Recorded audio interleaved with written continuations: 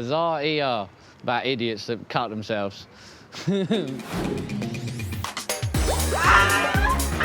Welcome to Bizarre ER, home to the nation's weirdest accidents. He told me that he'd swallowed a knife and fork. You've got a spider in there. Oh. They were then stuck in his bum. We take on the strange, I've been kicked in the face by a cow. the careless, He fell off the loo. Yeah, I'm a twat. and the downright ridiculous. Nailed it to my hand. I had a bite from a tarantula. No matter what your symptoms, I'm so hungover. our doctors and nurses are ready to see you. Not shy as shit, this one. It could well hurt, Oh my God. but we always get results. Fix me up good and proper. Prepare yourselves Can't even cross my fingers. for some seriously weird medicine. I need a little prick, probably.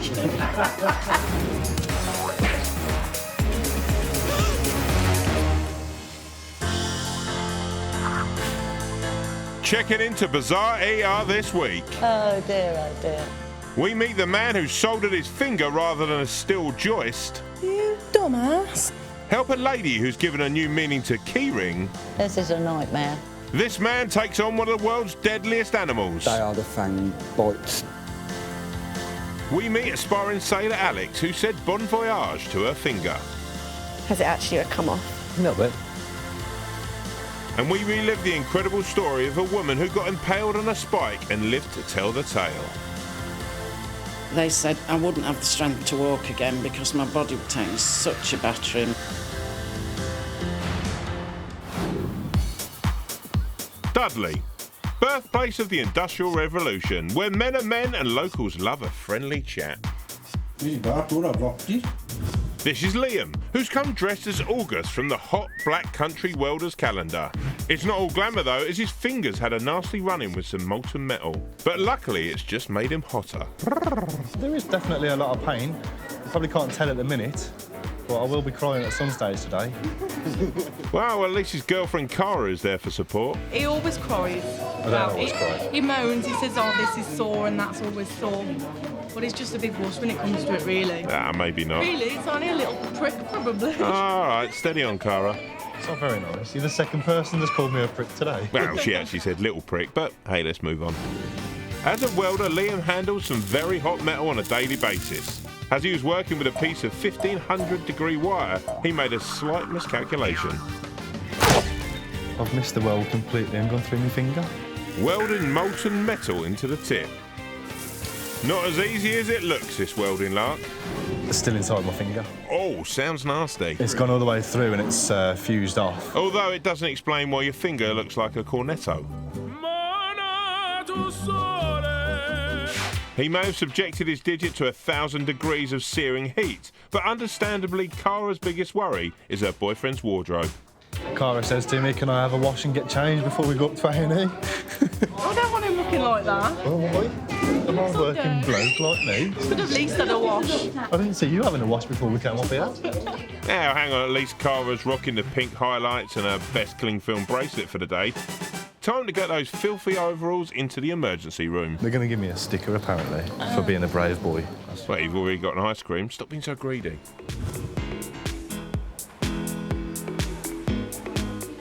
Nurse Karen's first to take a look at the damaged digit. Are you right-handed or left-handed? I am left-handed. Oh, really?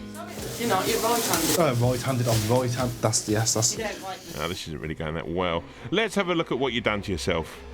A word of warning, if you're squeamish, I'd look away right now. Show us where it went in. Went in there Oh, hang on. and it's gone straight all the way through and come out where the bleeding part is. Shit, that is actually one of the most underwhelming things I've ever seen, and I've seen myself naked. What we'll do Okay. is we'll x-ray it and then we'll know exactly what the situation is because obviously metal shows up really Will it need to easily be on X-ray. amputated? I've got my saw, so if we do need to, we're all right. Before Nurse Karen gets medieval on Liam, he's off for an x-ray, just to be safe. We'll check back later, hoping to see Liam take off those overalls. Just have his finger checked out.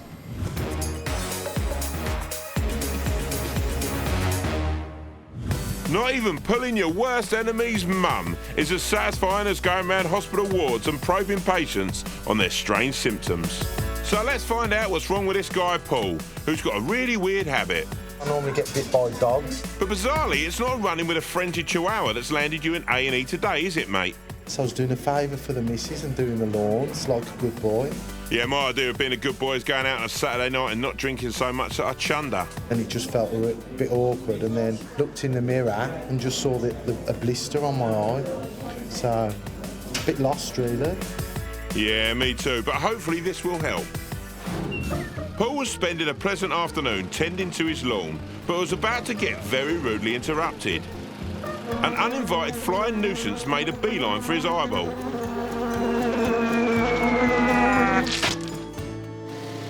But the fly could have been having a bit of a shit time tending to his own garden.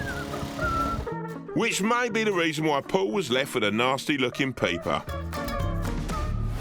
I've had a fly go my eye 1,000,000 times. 1,000,000 times, Paul, you need to find better hobbies, son. Just got it out, got it on my finger and thought nothing of it. And then, as I'm trying to turn my eye, I felt something was on my eye, so I thought the fly was still in there.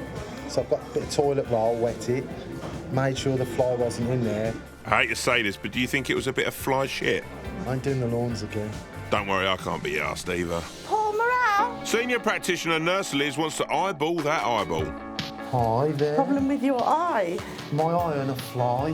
One thing you need to know about Liz is that she laughs in the face of death. And did you see the fly?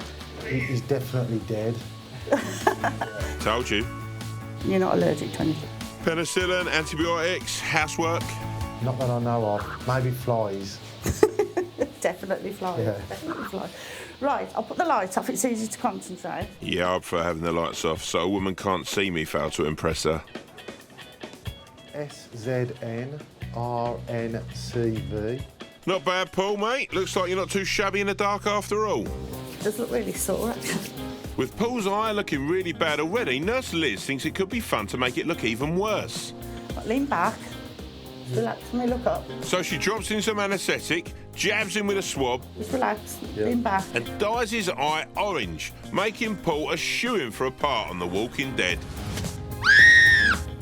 I've got my Ray-Bans on.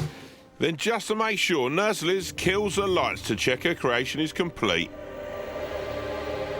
You've scratched the corner of your eye. Scratched, so you yeah. that's why I can Yeah. see it through here quite clearly. Yeah, do you know I was only doing the lawn to get brownie points, you see, for the missus, so it's her fault. She owes me one now, yeah. She does. Yeah, I'm not sure the missus is going to buy that one, mate. I'm actually going to get an eye patch on the way home to make it look 10 times worse than it is, and then get some sympathy and some brownie points. Why not get a full-body cast while you're at it? Oh, and Paul, don't forget your man bag, mate. Got my department, that takes you to the waiting room. All right, thank you very much. Okay, then all the best. Thank you, Take bye. care, you'll be fine. Earlier, we met Welder Liam, who had a bit of an accident with his middle finger. There's definitely a lot of pain. And girlfriend Cara, who was calling his manhood into question. But really, it's only a little prick, probably. Liam was worried there was red-hot metal lodged in his wound, so Nurse Karen sent him for an X-ray. Bad news, is it, mate? How big is it? There's nothing in it. There's nothing in it. Well, Cara will be relieved. But she says that the doctor's going to have a quick look at it anyway, just... You dumbass. Is that a dumbass? Ah, that's a young love for you. Liam is trying to mentally prepare for the painful treatment yet to come. Basically, they're going to put a plaster on it and tell you to go. Listen, if that's what the doctor prescribes, then that's what the doctor ordered, right? With Cara intent on reopening minor wounds. Liam, Nurse Karen returns to stop the squabbling. This is your X-ray. Now, metal shows of this density. Ah, right, okay, so there's nothing there. No. What we're going to do is give you some antibiotics to prevent that getting infected. Right, okay. Nurse Karen thinks Liam's softer side has saved the day. Some people will just take no notice of it whatsoever, and then they'll come with a nasty infection a few days later. So hopefully Liam, by being a bit of a wuss, as his girlfriend says, has actually saved himself a lot of hassle. All this over a finger, and there's nothing in it. The stickers is the most important part. A very small prick has been a big issue for this young couple, but hey, it's time to move on. Gonna go home now and Bicker? relax and put my feet up. You're gonna make me a cup of coffee because I can't. He thinks I'll make him a cuppa. You think I'm making you a cup? I've only got one hand to carry the cup and it's mine. Come on, guys, stop squabbling. You're actually on national TV. It's embarrassing. What's my finger? Oh, now they're in love again.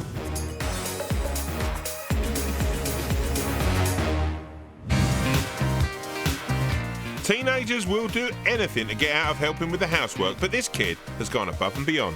Elliot is 13 years old and has come to A&E after being a good boy went very badly. I was watching TV, you know, just like chilling out. It's my summer, do what I want. I hear you, dude. Right on, brother. And my dad tells me to go and do the dishwasher. Totally harsh in your vibe. I'm not going to get hurt, it's just the dishwasher, you know. Well, of course, duh. So what happened, bro? Elliot was enjoying a relaxing day as summer holidays. But unbelievably, his dad came in and asked him to empty the dishwasher, mumbling something about responsibility. Reluctantly, he started putting away the bowls when a slippery one fell out of his hands, smashing on the sideboard, and a shard piercing poor Elliot's leg. No good deed goes unpunished, eh? So Elliot's leg is in pieces, but luckily Mum knows what's important. Did you manage to finish unloading the dishwasher? No, sorry. I'll do it when I get home. Okay. Here's a handy tip. If you actually have takeaways every night, you don't need a dishwasher or plates. Ugh. Ah, the customary mum tidy before he's seen by the doctor. Let's hope he can make sure Elliot's mum never makes him do any housework ever again. Hi. Hiya. Elliot, how are you doing? Yeah, good, thanks. How My are name you? is Dr. Sunil. Hello. Do you always help around the kitchen? Oh, yeah, definitely. Oh, Yeah. that's wonderful. I did when I was a kid. Ah, guys, you're making me look bad. If my missus sees this, I might have a J-cloth permanently stapled to my hand and she'll get me to mow the grass, sweep the floors, cut my toenails. Oh, God, it's so whatever. I will wet it up a little bit. Let's have a gander at this kitchen injury then. Quite a big gas. Oh, Elliot, a gas like that should get you signed off for the housework for quite a while. It looks like it's time for your needle and thread, Doc. I was surprised when I was opening the dressing. It's quite a significant and wide gap. I have to do an X-ray just to rule out a foreign body. Forward. I mean, why couldn't this have happened during term time? What a waste of a great injury. Yeah. A quick X-ray shows Elliot's leg is free of knives and forks. There's no ceramic or glass again, and there's no fracture. So I will take you back in the room, and we will do the job. So Elliot will have to be a brave little soldier while he's stitched up. Oh no, hang on, it's just some fancy sticky tape. He'll be chained to the kitchen sink again in no time. That's perfect. Okay. Very nice treating you. With all that over, Elliot has a warning for anyone who's thinking of helping their parents out around the house. I'm sorry, the dishwasher's just too much of a hazard. Can't do it. Sorry, Mum. Yeah, and just think how dangerous a washing machine or a tumble dryer could be. It's a dangerous activity, so just watch out, watch out. The bowls are coming for you. Good luck, Elliot. See you next time when you're attacked by the vacuum cleaner.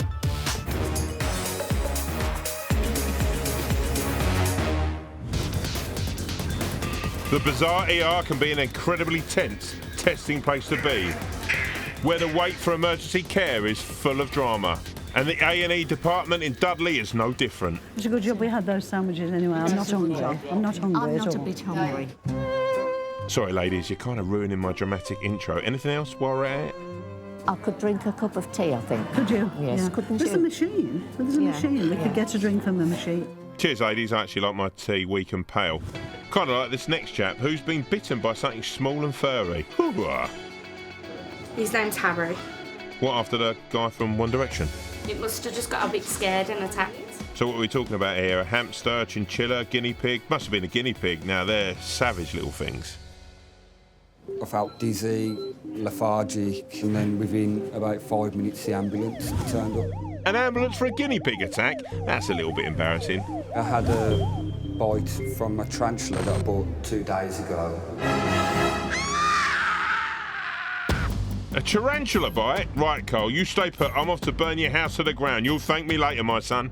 It was slightly venomous. Oh, mate, no wonder you've been rushed to Bazaar ER. They are the fang bites, the 2 red dots. Fan bites? I mean, all I can see is a blue circle. Someone's drawn that with a biro, I think. Yeah, get the little fella to point it out. Spider bite him. Nope, still can't see it. But can the experts spot the fang marks? Can we move you over just so I can take some bloods? My second day on A&E, yeah, and my first tarantula bite, yeah. Shall I grab your pillow so you can rest your arm on it? So at the moment his veins are a little bit distended than we'd quite like them to be. The massive blue veins poking out of his arm, yeah, even I can see those. So I spoke to the National Poison Service. Yeah, this is exactly why you don't keep tarantulas as pets. or you have to speak to people called the National Poison Service. Dave advised us to take some bloods, do his x-ray. Other than that, just keep an eye on him. And if anything comes up, we manage that. OK, so the wound will heal, but what about the mental scarring? Because I was scared of spiders when I was younger, now I've built the confidence to pick him up. As my dad always says, if you're scared of something, buy it and then provoke it into biting you. How are you with needles? Sort of scared, but... Buy one, stick it in your arm. There we go. Well, at least it's a cheap day out for the kids. Look at them there, mocking his swollen hand. Is that a pet pen? While Carl's in X-ray, let's check out some other accidents that have bites. This woman messed with Mother Nature. And she bit back.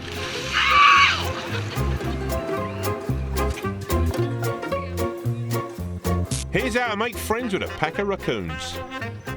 Oh, Or not. Selfie ready, go! Oh, I knew there was a reason most people keep these dogs in their purse. So Carl's not alone in falling victim to these vicious beasts. It's one of those invisible to the human eye type wounds. So the National Poison Service was called. Dave advised us to take some bloods, do his x-ray. But Carl still wasn't satisfied. Sort of scared, but... So let's see if this doctor can locate his giant fang marks. Where's your bite against? Where the ambulance circled it. Even the radiologist needs a road map. Where was this at your house then, this tarantula, or was you out? No, he was down the local Tarantula Club. Discount Wednesdays, they love it down there. Yeah, I had it for my birthday. It was obviously Oh, so it was your own spider? Yeah, it's my own. Okay, that's fine then. So it's just back round to Amy for the results. Back to Amy. Back to where I just came Where from. you've just come from, yeah. That'll be the venom, poor Carl. It's already affecting his brain. Just looking to see if there's any parts of the spider that we can see. Because sometimes when they bite you, they can leave part of their, I don't know, what would you call it, fangs behind? Yeah, you know what? This does not happen with guinea pigs, Carl. No, that x-ray seems fine. There's nothing to worry about there. It was just done as precautionary anyway, but we're not worried about that. So no spider gnashes left in Carl's hand. But what about any poison?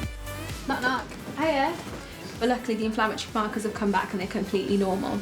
So no signs of infection, okay? Yeah. The second thing is that we did the x-ray of your hand. There's nothing on there to suggest that, okay? So that's a good thing too. I can see you look happy. Yeah, they look delighted. I mean, the kids would much rather be at home watching the Minions. But the future of Harry the Spider hangs by a thread. I would like to keep him because it's my pet. He don't want to get rid of him, but he's going. I don't want Harry to go. Harry's going to a new home. No, he won't be going. Oh, someone's run out of patience.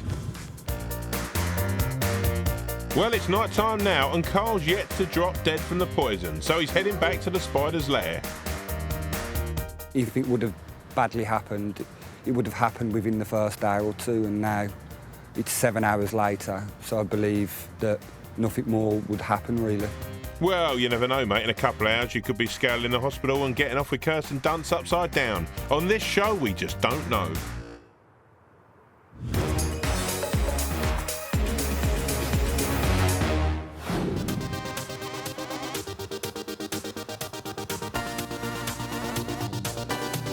Are you one of those people who's always losing their keys?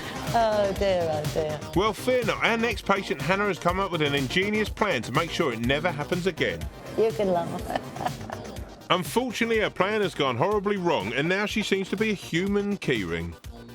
This is a nightmare. How on earth did that happen? 81-year-old Hannah was having the time of her life with a few of her friends down at the bowls club. Putting on her best game face, Hannah took no prisoners when it came to bowling. Hannah was super pumped and primed to take on anything. Reaching up for the clubhouse key, Hannah yanked the metal hook straight through her finger. But the harder she tried to free her finger, the deeper the metal pierced. Linda made a joke and she said, well, Chloe, you've got your left hand because I'm left-handed. So no tea and no tournament, and she's not even allowed within 60 feet of an electromagnet. I tried to pull it out, but it wouldn't move. It's just a bloody nuisance. Bloody nuisance. I know what you did there. I thought the fireman might arrive and cut it off. Clearly the real reason she did it. Should have just started a fire. Hannah and her son Mark are called to see the nurse practitioner Lorna, and it would seem that Hannah is getting used to a new appendage. Yeah, that's enough, Hannah. Just leave it alone now. Shall I show you your x-ray? So I think, hopefully, we should be able to just pull it out. Hannah has got herself well and truly impaled. Does that sound like a plan? Or forget your back bowling. But she's not alone. Take this guy. Not so much Karate Kid as Khaki Kid. And if you're wondering what belt he's got, it's a seat belt. And this fella certainly got his fair share of stick for falling off his bike. Oh no, seriously help!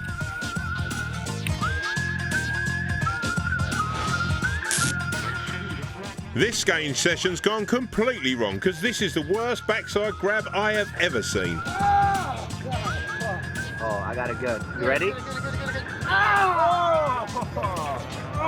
Jesus Christ, dude. Ooh, that felt so good though. Thank God for good friends, eh? Look at that. If you ever fancy a game of dance, I suggest you don't go about it like these tools. Bullseye. Quite an extreme way to get out of your match. Oh, we wanted to play it, we were going to win. Anyway, time for Hannah to have her keys unlocked. I won't look, I won't show, I won't swear. You can swear. Hannah's son Mark is there to look after his ma. Ah, good lad. I love stuff like this, like watching stuff get pulled out. Actually, that's a bit of a weird hobby. I'm probably in the firing line of blood or something like that. Yeah, just stick it on Facebook, maybe turn it into a GIF. I think I should have to have a drink tonight, Mark. Whiskey. Mark's buying after he sells those photos. It's the key moment. You're not going to yank it, are you? I'm going to pull it out, but I'm going to be gentle. No. I'm keyed up. Right, just leave the jokes to me, Hannah. Yeah, that's actually what I get paid for, and I've got a family and stuff to feed, so... Are you doing it? I can't feel it. It's out. Finished. So well. I didn't have to swear or anything then, did I? Just a note, she did swear. She dropped the C-bomb about 9 or 10 times, and we cut it out. My son's through there taking a photograph. All right, pack it in now, Mark. It's a bit creepy. What are you going to do when you get home? Might have my fancy man in. Fancy man. Don't say that in front of your son. Anyway, enough of that. He knows what I'm like. Hannah's actually giving keyhole surgery a whole new meaning. The key is also freshened up for Hannah, so no bowler gets blood on their hands before a match. Never a good idea. Wow. Bizarre. Well, with that all over, Hannah is more than ready to get her hands on some balls. I can bowl again now, because I'm left-handed, so I'm all right. She was a character. Generally, of that age, they tend to get on with it, deal with it, sort it out, and off they go. Generally home quite happy. See you, Hannah. You're off the hook now. Sorry, I couldn't resist that. Maybe you'd have done better.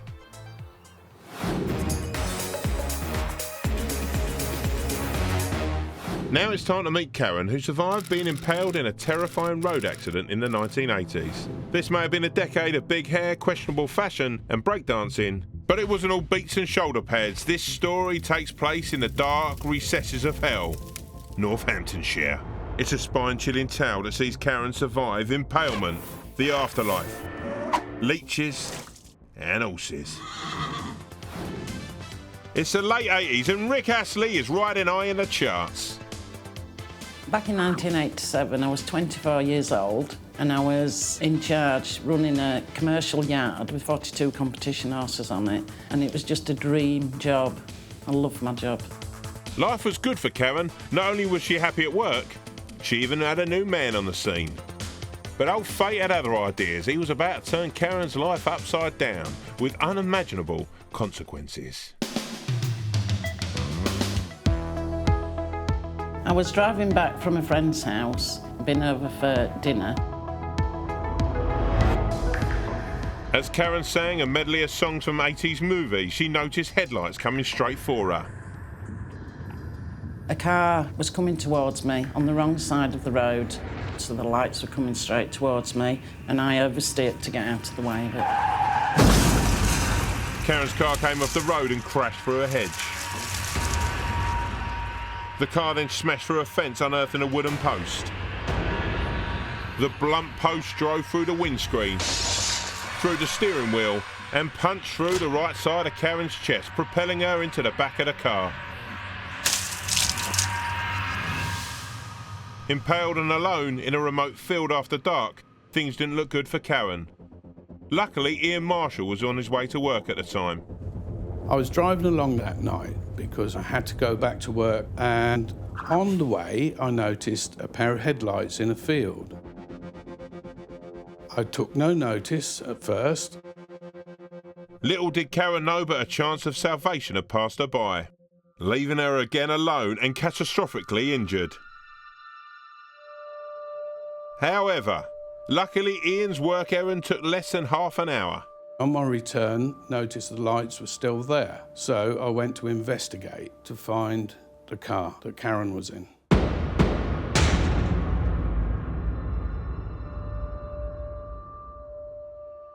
As I got to the car, it looked really gory because there were 2 rusty nails with bits of her hanging off it.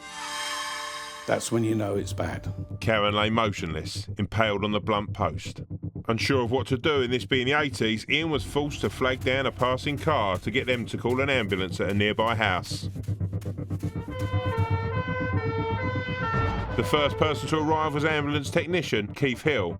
There is some confusion over the exact order of events at this point, but this is how Keith remembers it. She was barely conscious, but one of the things that I guess I'll never forget is she just managed to turn her head and she just smiled at me. And her eyes just sort of said, "Thank God you're here." And I just thought, what the hell do we do now? Somehow Karen had survived the car crash and the blunt post puncture in her chest. But terrifyingly, there was worse to come. Any patient with a foreign body in them, you never remove it because you can do damage pulling it out. But it was obvious that we couldn't move Karen with a 5-foot fence post still in her chest. So we took the decision that we were going to have to take it out.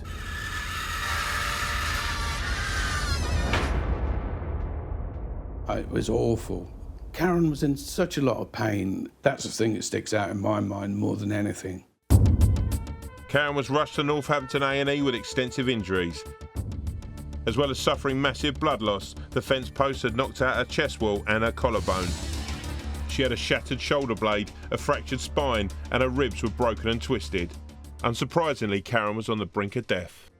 All of a sudden, I felt a really warm glow and a really bright light. So bright, it was blinding.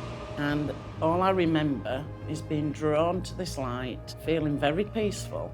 And as I was being drawn up, I looked down and I saw myself on the bed, people rushing round, and that was it then. There was no more. Oh, I was just getting into that. What, no Patrick Swayze with a potter's wheel and his top off?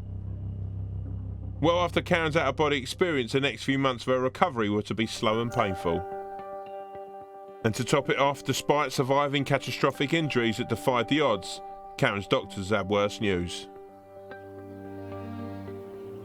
They said that I wouldn't have the strength to walk again because my body wouldn't be able to take the strain, and they said I'd never have children because my body had taken such a battering, and they said I'd definitely never ride again. Facing a devastating array of life-changing circumstances, Karen remained in hospital for weeks while the doctors figured out what to do with a giant hole in her chest. They had to keep the blood supply alive, so eventually they will be able to do a transplant from other parts of my body and fill the hole in. To keep the flesh fresh, the hospital had to adopt a novel approach. So along came the leeches. They became my friends, and they used to suck the blood. The first one, I remember calling it Bob because it just kind of kept bobbing up and down and sliding up and down into the hole and doing its job. So I remember calling the first one Bob, definitely. Oh, I have an irrational fear of leeches. Never been near one, but I carry a big bag of salt at all times, just in case. After months of waiting, the doctors finally had a treatment plan to get Karen back on that horse. Doctors went into the hole in her chest, took skin and muscle from her back, pulled the skin and muscle through the chest wound and fastened it to the front. Closing the hole, they stitched it all up and she was literally back to front. Karen started her long road to recovery as she defied the doctor's expectations and learned to walk again. Then a year after the accident, Karen had another doctor-defying surprise. In August 1988, I found out I was pregnant, carrying my first child. She was born in 1988. And she called her Bob. Not really, you can't name a child after a leech, not even if it's a boy like her second child. They're my two greatest achievements. And then if she wasn't smug enough, Karen had one more feat to accomplish when her daughter encouraged her to try riding again. And since 2007, Karen has competed in para show jumping at national and international levels. What an amazing woman. Karen, we salute you.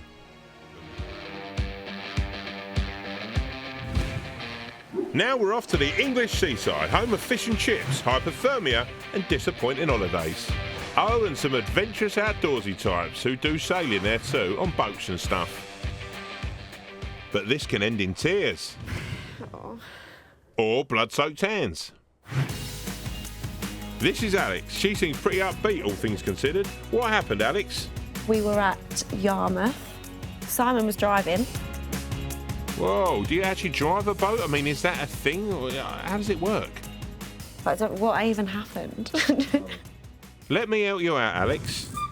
You were about to set sail for the day but didn't get very far as the boat was still tethered to its mooring. As you grappled to release the rope, your finger got caught.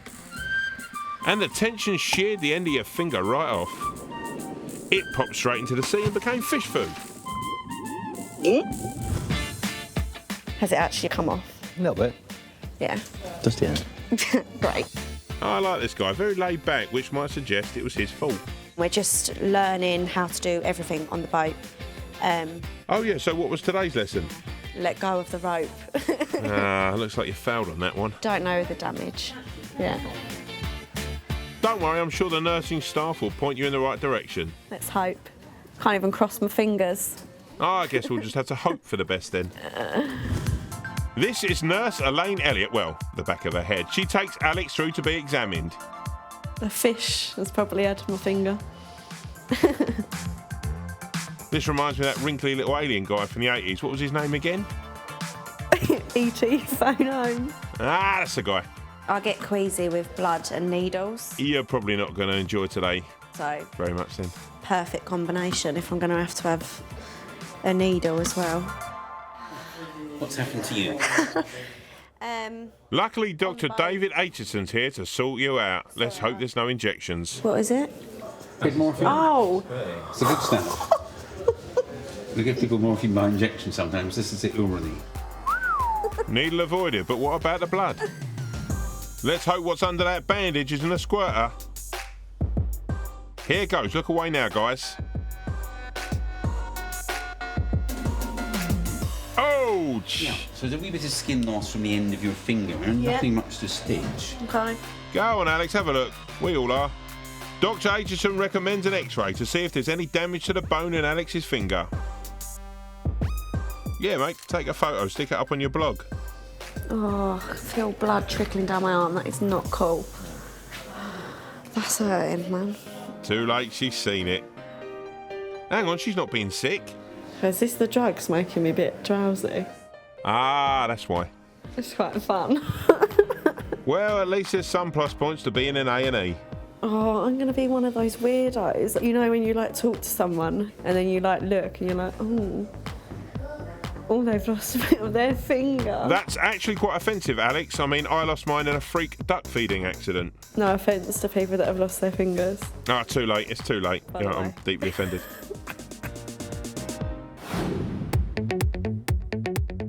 Alex is taken down to X-ray to see if there's any bone damage. We'll find out later if people will ever want to shake hands with her again.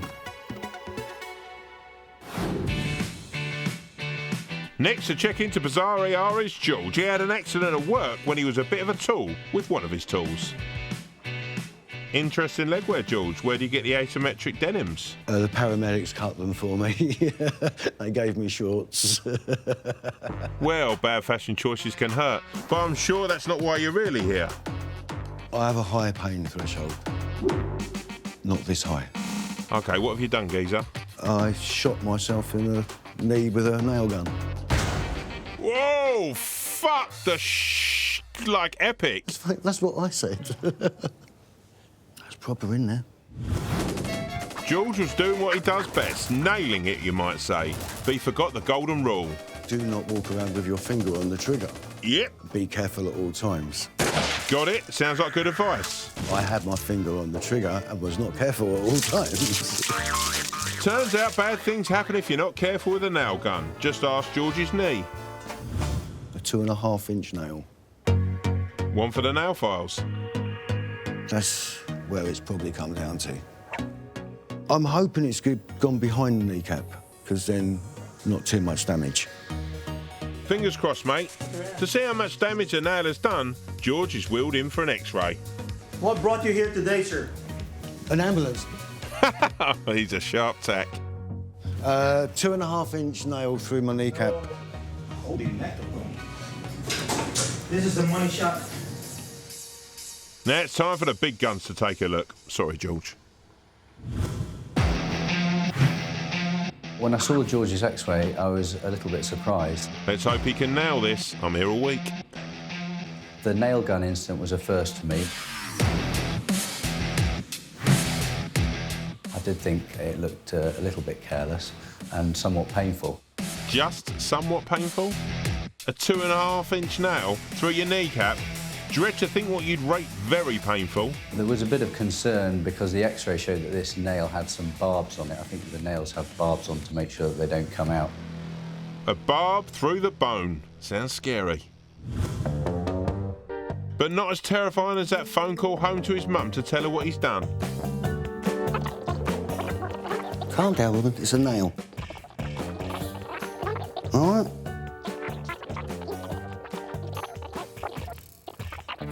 All right. Bye-bye.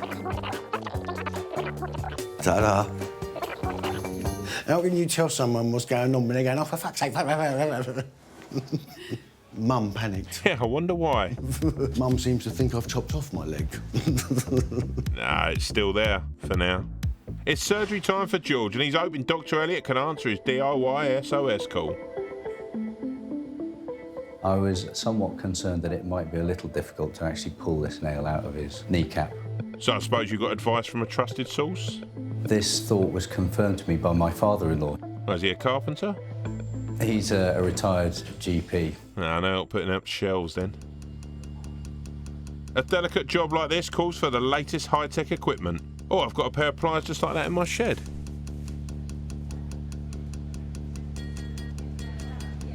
Oh, nearly had it. Oh, it's not moving.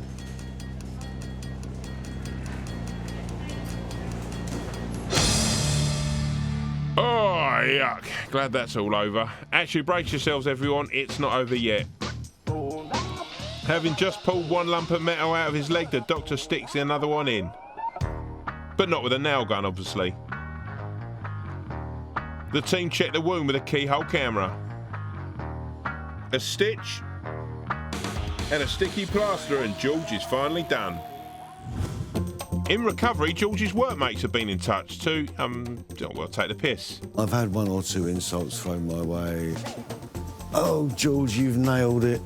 I see you got the point on that one. I'm not going to be able to lift this one down. Well, if the bounce gets too much, you can always put a nail in the other knee. The next day, George is discharged, given a goodie bag, and is already thinking about work.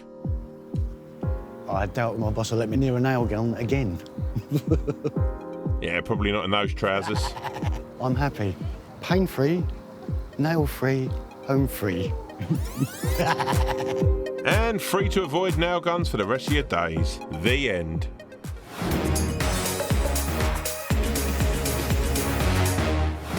Earlier we met trainee sailor Alex. So there's a wee bit of skin loss from the end of your finger. Yeah. Who wasn't even sure how she took the top of her finger off. What even happened? After a cheeky shot of morphine, she was taken to X-ray to see the full extent of the damage. Let's see what Dr. Aitchison thinks. This is a normal-looking finger, these two here, and this one isn't. Yeah, definitely a bit missing there. The contour of the bone looks fine, and I'm thinking that she just ripped off the skin and left the bone. But hopefully skin will regrow and the end result will be fine. Well, that's a relief. We all know Alex doesn't want to be one of those weird, stumpy finger types.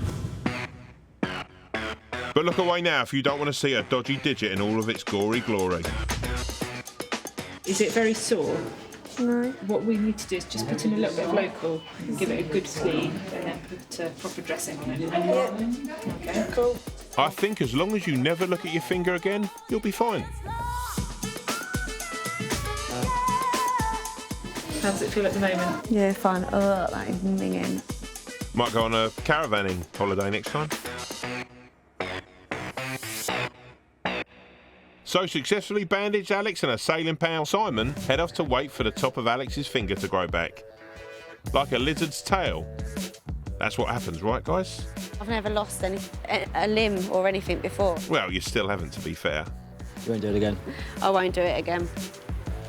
Well, I'll try not to. Well, let's look on the bright side. What have been the plus points of the day? I like the morphine. Get more of that. Careful, that stuff will leave you all at sea. Might get me some drinks at the bar because people feel sorry for me. Yeah, good luck with growing a new fingertip. Bye, Alex.